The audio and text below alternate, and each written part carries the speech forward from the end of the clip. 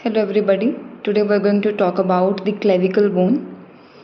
तो जो clavicle bone है ये upper limb की bone है. Talking about the side determination of the clavicle. So there are 3 points for it. इसके 2 ends होते हैं.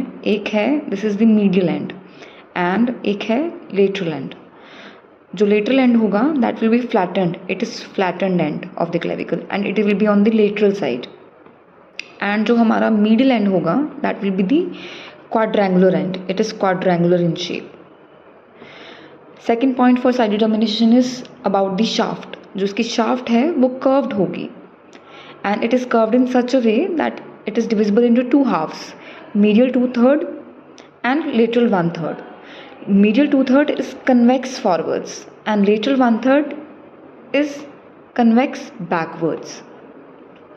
Third point about the side determination is that on the inferior side of the clavicle we can see a groove here.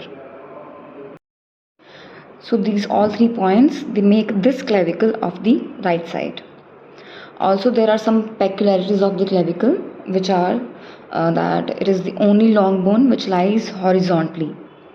Second point is that this bone is subcutaneous throughout. Third point is that it is the first bone which starts to ossify.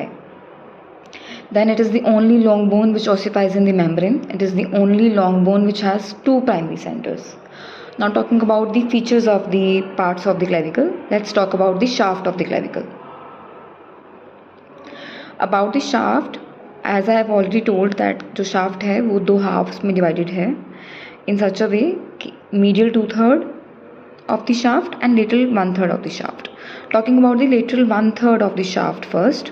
जो lateral 1/3 of the shaft है उसके 2 borders हैं. एक anterior border है, एक posterior border है.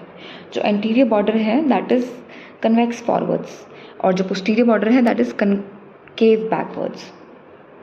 2 surfaces हैं इसके. एक सुपीरियर सर्फेस है, एक इन्फीरियर सर्फेस है.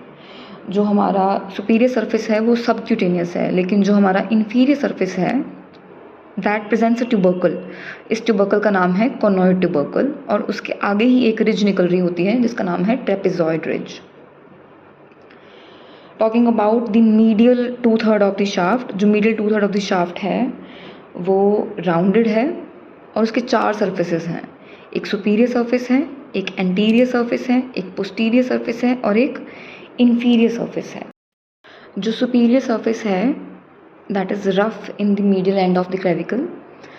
जो पोस्टीरियर सर्फेस है that is smooth, anterior surface is convex forwards and जो इन्फीरियर सर्फेस है वो मिडिल एंड के पास हमें एक राउंड ओवल इंप्रेशन देता है.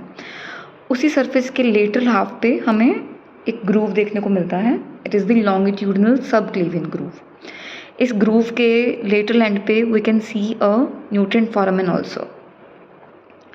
Talking about the ends of the clavicle, let's talk about the lateral and.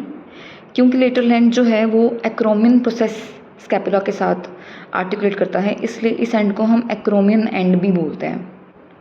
Flattened and है ये हमारे पास. It bears a facet which articulates with the acromion process to form acromio clavicular joint. फिर हमारे पास middle and है. क्योंकि middle and ने sternum के साथ आर्टिकुलेट करना होता है तो इसको हम स्टर्नल एंड भी बोलते हैं. So middle end bears a notch to articulate with the sternum to form sternoclavicular joint. इसी articular surface का एक extension हमें inferior surface के पास दिखता है because along with the articulation with the sternum this also articulates with the first costal cartilage. So these are the 2 ends of the clavicle. Some important attachments of the clavicle.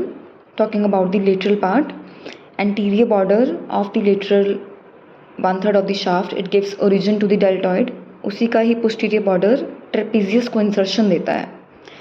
Talking about the medial part, तो anterior surface of the medial 2/3 of the shaft it gives origin to the pectoralis major muscle.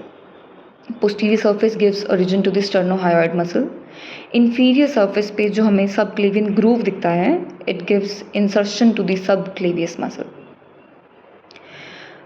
Talking about some clinical anatomy, तो क्योंकि जो shaft है वो medial 2/3 और lateral 1/3 के junction पे curve करती है. So this is the most common point of the fracture between the two curves. Also there is one condition that is known as cleidocranial diastosis. इस कंडीशन में जो क्लेविकल्स हैं they are congenitally absent, और अगर वो absent ना हो तो they are not perfectly developed. इस कंडीशन में जो शोल्डर्स हैं वो ड्रूप कर जाते हैं नीचे की तरफ towards the chest. So this is all about the clavicle bone.